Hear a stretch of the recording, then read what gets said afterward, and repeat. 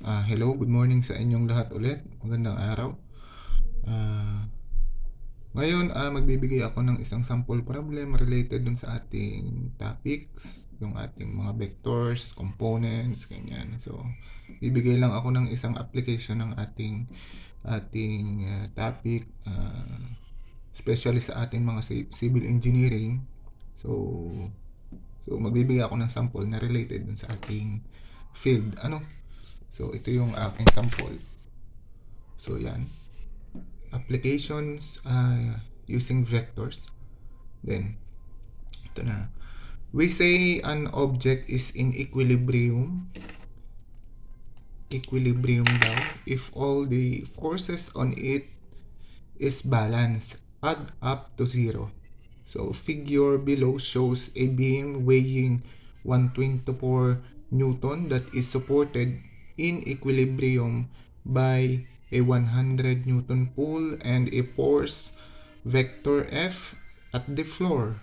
So, nasa sahig. The third force on the beam is the 124 Newton weight. So, yung bigat that acts vertically downward. Lagi naman yan. So, due to gravity pull, so yung weight natin is vertically downward. Unang tanong, use vector components to find the magnitude and direction of F or vector F. So, and next is by doing graphical solution approximately to scale. So, dalawa, by using method of components and also yung ating graphical or scale diagram method. So, analyze muna natin. Ang unang sabi, we say an object is in equilibrium. Pag sinabing equilibrium, yan ay hindi siya gagalaw. Yung ating beam, kasi biga yung sinasabi dito, figure below shows a beam. So, beam daw. So, biga. Ayan. So, yan yung biga. Ito. Yan. Yan. Maliwanag ba? Yan yung biga natin. Ito.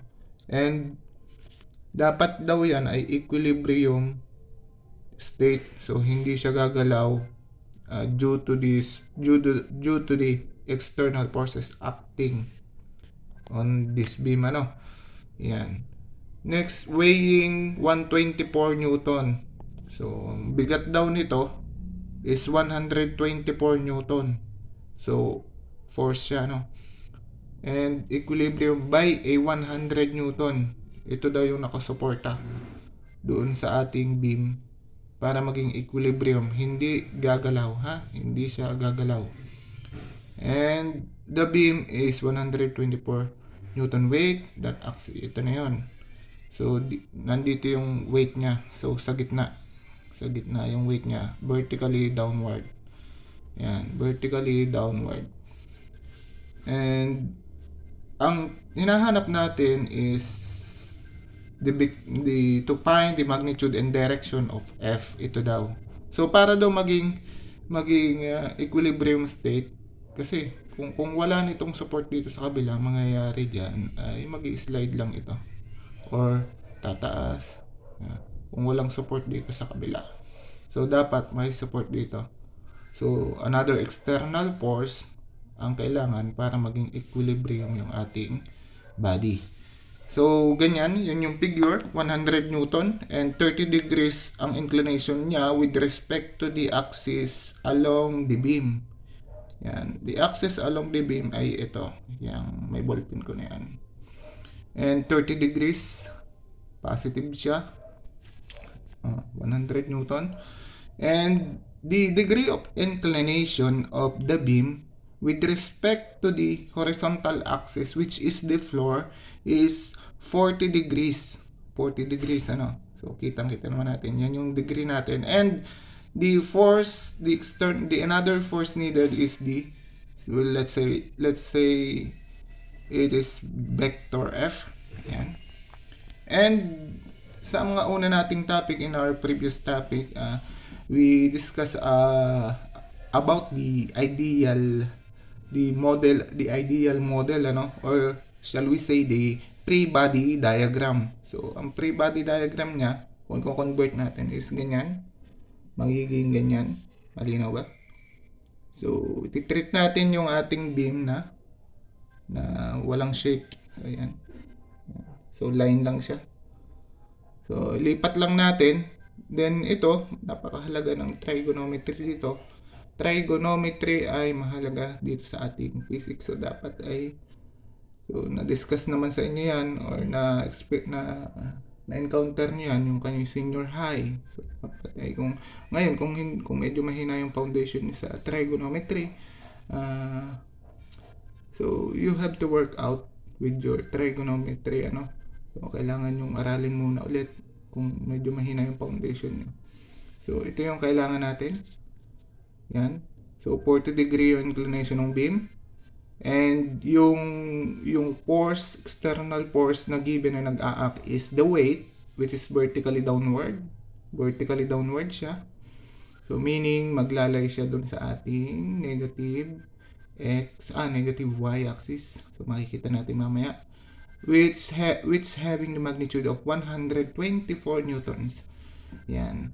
And, yung 100 newton nandito. So, ang tanong sa atin, dito pa lang. Nag-identify pa lang tayo and nag-a-analyze, ano. So, tanong sa atin is yung degree. Kasi para makuha natin yung sagot, kasi in equilibrium siya eh. In equilibrium, dapat yung kanyang vector sum or the resultant is equal to ilan? 0. Ito. To be in equilibrium state, dapat yung kanyang vector sum ay 0. Ano? Yung resultant or resultant. Kaya tinawag na resultant kahit anong forces dyan na mag-a-act, then summation ng lahat ng yun yung resultant natin. And dapat yung lahat ng naghihilahan na force na yun, naghihigitan, ang maging resultant lang niya ay 0. Kasi in equilibrium state nga ang ating beam dapat. Ano? Hindi dapat gagalaw. Ayan. So, paano naman yung mga degrees? Mga degree natin. Ayan, yung inclination. So, kita natin dito sa problem is 40 degree yung inclination ito. Itong beam. And, ito namang weight natin is vertically downward. Vertically downward. Yan. Kung vertically downward yan, anong angle nito? So, magdodraw tayo dito ng perpendicular axis or line just to get the angle here. So, bakit natin kailangan yung angle dito? Bakit natin kailangan yung angle dito? Kasi itong dapat lahat ng angle natin is with respect to the floor or horizontal and also sa vertical axis. Ano? Dapat yun ang ating coordinate plane. Kasi ililipat natin. Ito kasi yung angle niya ay with respect to the line of beam. Ito yan, with respect dito. So, ang goal natin is makuha yung angle papunta mula dito sa force papunta dito sa horizontal, which is corresponds lang dito. Yan. Nasa sa inyo naman yon kasi ang tanong lang naman dito is magnitude nung isang force and yung direction, yung angle. Nasa sa inyo kung dito kayo kung ililipat nyo naman dito sa axis na to, nasa sa inyo yun. Pero ako,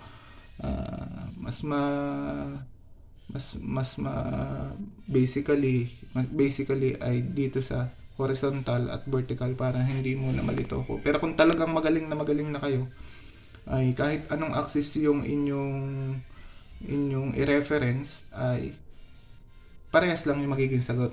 Okay? So, yan.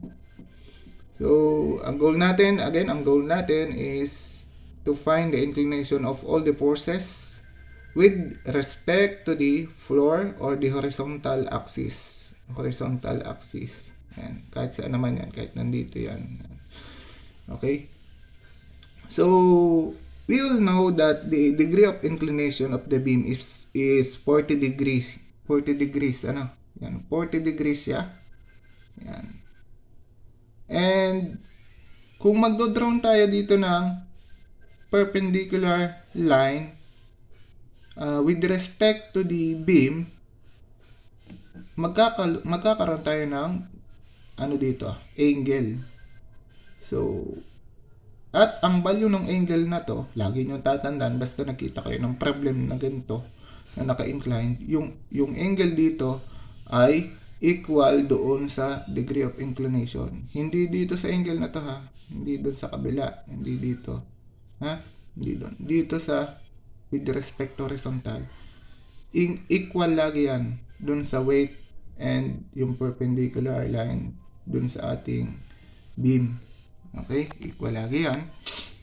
And paano nangyari yun? Ganito nangyari dyan, ang paliwanag dyan. So, let's say yung ating original axis is x and y, horizontally and vertically. And imagine natin na magkakaroon tayo ng another coordinate system which is the x prime and y prime. So, nilagay ko yan para ma-indicate yung na from the original axis niya, magtitilt siya counterclockwise. And pag nagtilt itong cross na yan, pag nagtilt yan, so may iwan, di ba, yung original, ito yung original axis. And pag nagtilt yung cross, yan, yung axis na yan, yung xy prime na yan, ito magtitilt ng equal amount dito sa kabila. Ito magtitilt din dito, equal din yan. And dito equal. Tama? Kasi pareha silang perpendicular line. And dito perpendicular line din. Pag nagtilt yan, equal lang ito. Ano? And also, ito ay equal doon. Di ba? Tama? So, from our geometry, try alternating angle to. Alternating angle. Ano? And from dito sa figure na ginawa ko, makikita natin na yun, itong 40 na to ay ito yon, malinaw, ito yon, and which is equal doon, and also equal dito, and equal din dito, and equal dito. And makikita natin na ito yun, equal doon. Tama? Ganun yung analysis ko dito. Kung bakit naging equal yung angle dito at nito. Okay? Ayan. So, okay na. Nakuha na natin yung angle nito. Ayan. Angle yan. Actually, wala namang problema dito kasi ito naman ay vertical na.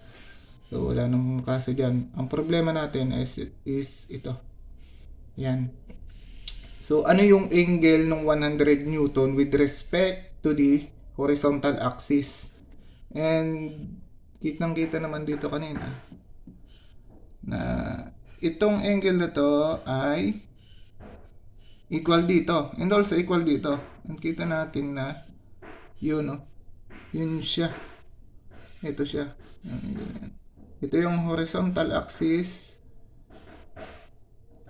Tapos may vertical dyan, imaginary. And ito naman yung axis na nag-tilt. Nakikita nyo, axis na nag-tilt. And ito yung angle na equal doon. Nakikita natin. Ito yon, equal doon. And kung equal ito doon, also yung angle dito is equal din dito. Kasi ito perpendicular line to. So nag-tilt lang siya. So yung equivalent amount na nag-tilt dito sa part na to is also equal dito. Hindi lang siya visually ay equal kasi sketch ko lang siya, pero equal yan. So meaning ang 100 Newton pala ay 70 degrees from the positive x-axis. Ito yung positive x-axis natin. So 70 degrees kasi 30 plus 40, no? So 70 degrees, yan, 124. Then ito, yan, ito yung hinahanap natin talaga. So yung magnitude nitong si vector f and also the direction. So kapag direction, kailangan natin ng angle dyan, ano? So yan. So ilipat natin sa isang coordinate plane para mas madali nating i-analyze, lipat natin kasi lahat ng force naman na yan ay sabi sa ating previous topic, di ba? Kahit hiwa-hiwalayin mo, basta yung kanilang, kahit saan mo idugtong from tail to tail,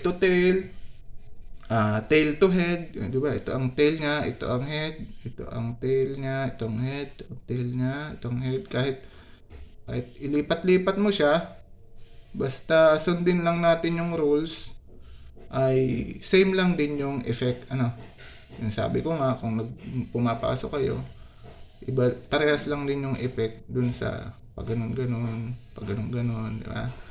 Yung iba't ibang same lang din yung effect, with respect to the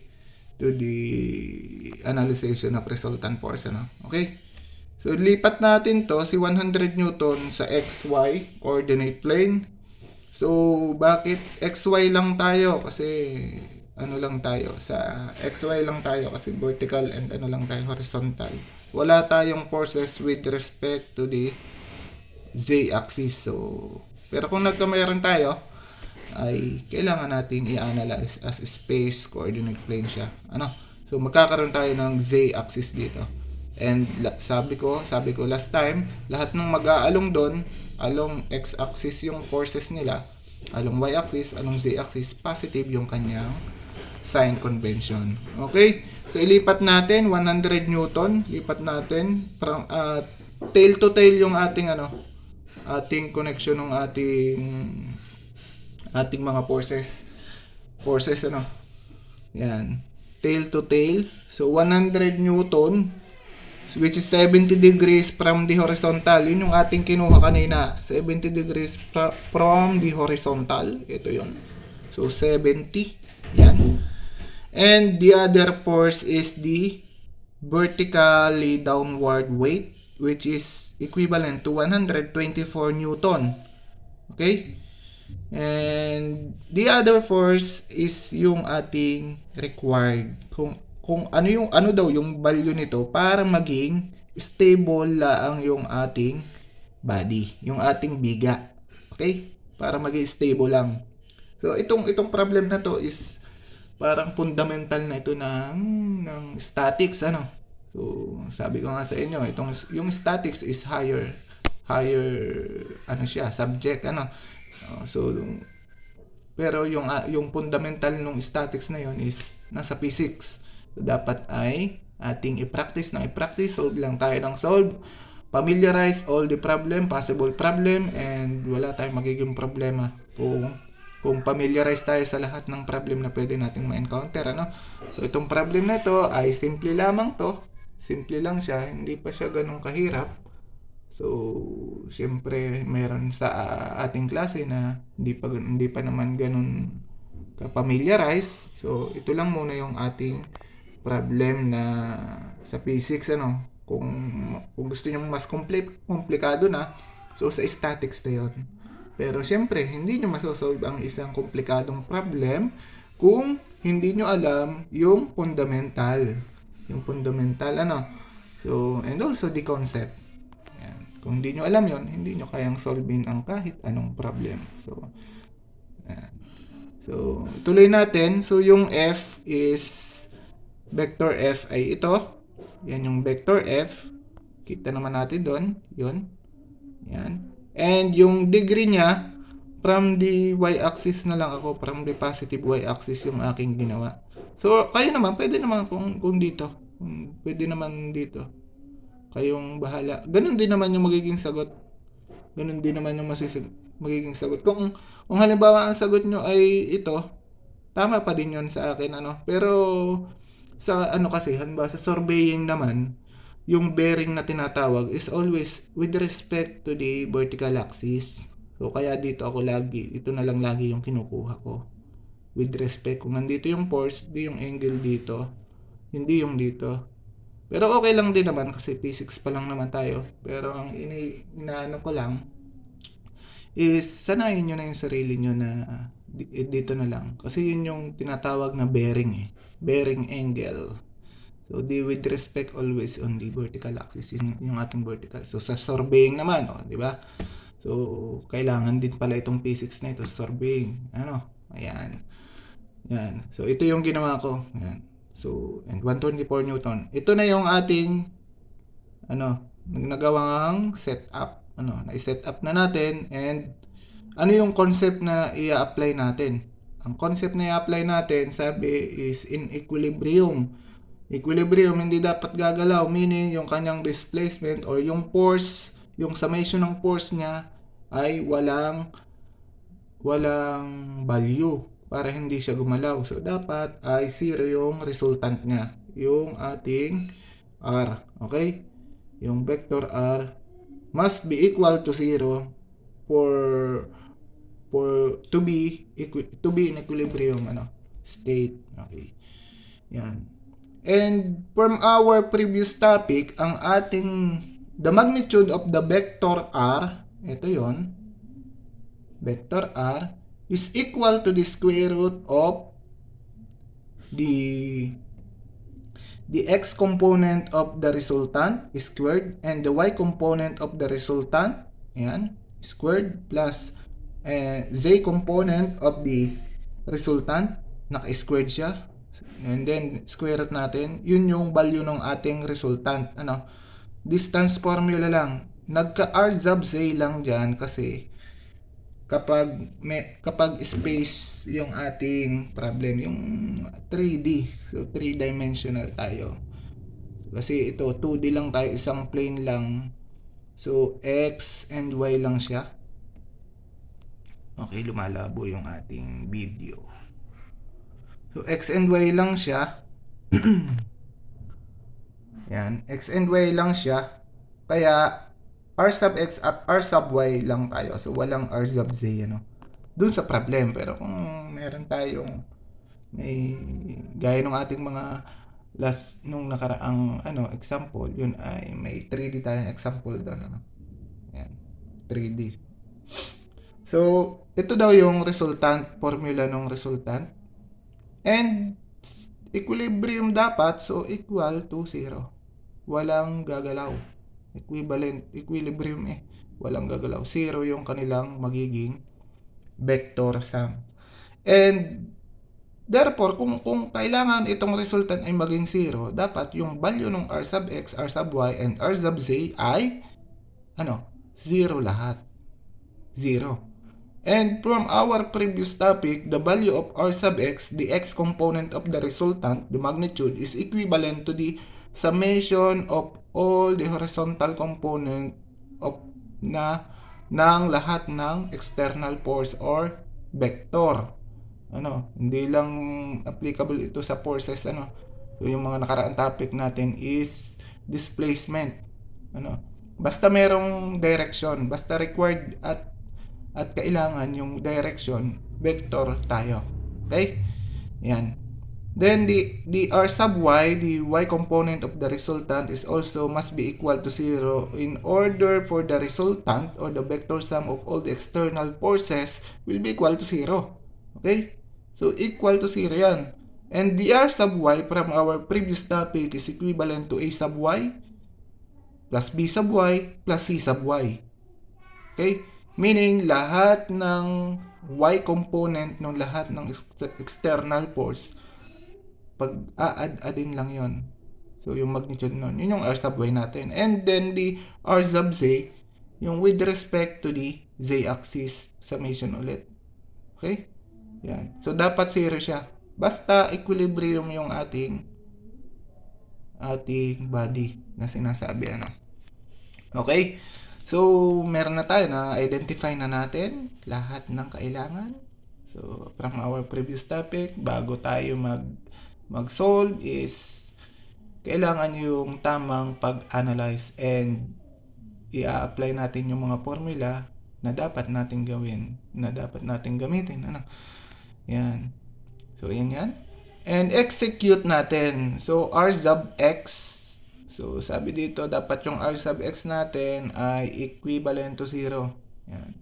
So lahat ng yung a sub x, b sub x, c sub x, yan yung mga component, horizontal component ng lahat ng vector, lahat ng force, horizontal component, meaning lahat ng forces na ang effect ng vector is with respect to the horizontal.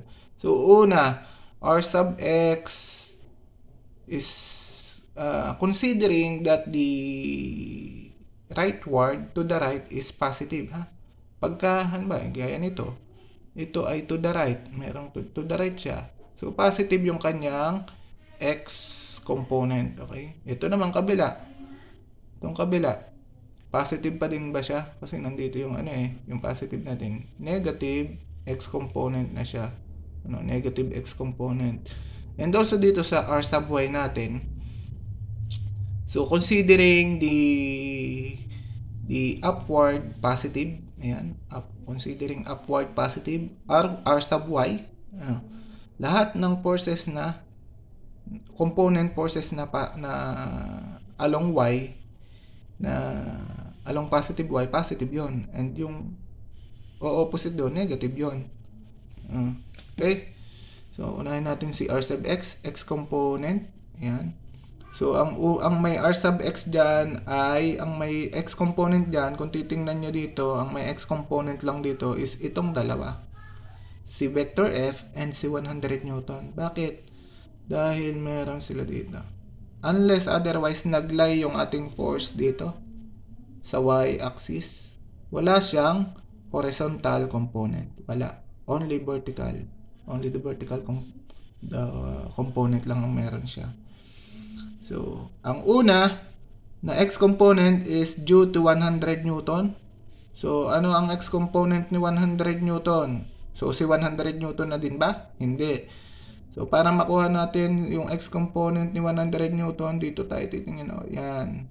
Ito yon, yung value nito. And yung value nito, yung magnitude nito ay using the trigonometric relation, yung ating cosine. Kasi ito yung angle natin cosine tayo para makuha itong x component. So, 100 cosine 70 degree. Ito siya. Kaya nagkaganyan. Bakit hindi negative? Positive siya kasi along the positive x-axis. Next is what is the horizontal component due to vector F. So, since ito yung ginawa kong angle, dito ako nag-refer, ito yung ating phi. P, ito kung basahin yung phi, PHI, yung phi, geometric. Greek word siya, So, yun yung ating phi, angle from the positive vertical axis and to the force vector F. So, yun. Pero kung dito, magbabaligtad yan, hindi ito magiging sign, ha? Kasi ang kinukuha natin is horizontal component. Ngayon, kung ito yung phi natin, P, ano yung horizontal component ni F? So, ito yung hinahanap. Ito at hanggang dito. Yun yung magnitude nun. So, using this angle and the magnitude of vector F, ano yung horizontal component? So, di ba? F sin P. Tama? F sin P. Pero kung nandito yung P natin, cosine siya, ha? Cosine siya. Kasi horizontal component. Lagi nyo tatandaan kung saan papatak, kung saan tatama yung horizontal at vertical component natin. F sin P. Basta kapag yung hinahanap natin ay adjacent side, naka-adjacent dun sa ating angle, cosine tayo. Pag naman opposite, ito yon, opposite, ay di sine tayo. Ay since opposite ito, ay di sine tayo. Kaya naging sine. Bakit minus? Kasi yung kanyang horizontal component is against or opposite to the positive x-axis. Papunta siya doon. Papunta siya doon. Kaya negative f sin P. And dapat equal to 0 para maging equilibrium. Ito siya. Yun na siya. Yun. Equal to 0. Yan. Wala tayong so, dalawa lang yung force. Okay. Then, manipulate lang natin yung ating nakuhang equations and makukuha natin yung f sin P is equivalent to 100 cosine 70 degree. Transposition lang. Yung negative, pag transpose mo, ay magiging positive, will be positive, and the positive will be negative kapag transpose natin. So, ganito yung equation natin. Makukuha natin si equation 1. So, f sine p equivalent to 100 cosine 70 degree. Okay? Yan yun. And the other condition is the r sub y. So, the resultant with respect to y is equivalent to ano ba ang y component na meron dyan? So, lahat yan ay may y. Kasi, kitang-kita naman na mayroong effect yung lahat ng force natin dun sa ating y axis. Okay. Unahin natin yung si 100 Newton. Due to 100 Newton, what is the y component? Y component ni 100 Newton. 100 sine, sabi ko nga, kapag opposite side ang hinahanap. Ito yung opposite side ha. Ito yon. Opposite side. Ito yung opposite side. Yan. And the opposite side, kapag itong hinahanap, opposite side nitong angle na to, sine tayo. Ha? Sine. So, 100 sine 70 degree. And ito, minus 124. Alin pa? Yung with respect to y. So, minus 124 lang siya. Wala siyang angle ha. So, nag-lie siya dun sa y-axis natin. So, yun na yung value. 124. And then, ito pa. May effect din to. So, plus f cosine. Bakit cosine? Kasi ito yun. Adjacent. Ito yung angle natin eh. Tama? Cosine tayo. Pero kung nandito, ang angle nating kinonsider ay magiging sine tayo. Magsasine. But, ang ginamit ko ay ito. So, therefore, magko-cosine tayo. Cosine P. So, yung ating sign convention is kapag along with the direction of the positive y-axis, positive siya. And kapag nag-oppose, ay di, negative siya. Nag-oppose kasi ito si 124. That's why it is negative 124. Then, manipulate. Makukuha natin yung second equation natin. F cosine P is equals to 124 minus 100 sine ng 70 degrees. So, may dalawang equation na tayo. And take note na sa rules ng algebra, para makuha ang dalawang unknown is kailangan natin ng dalawang equation. Tama? And kapag tatlong unknown naman, kailangan natin ng tatlong equation. Next is magiging ganito na yan. So, from equation 1, so mamimili na lang tayo kung anong process sa algebra ang gagamitin. Kung by substitution, by elimination, by basta madami pa dun eh. By elimination. Ang ginamit ko ay by substitution. Mas comfortable ako dun sa substitution. Okay. So, manipulate natin sa equation 1, magiging ganito yan. So,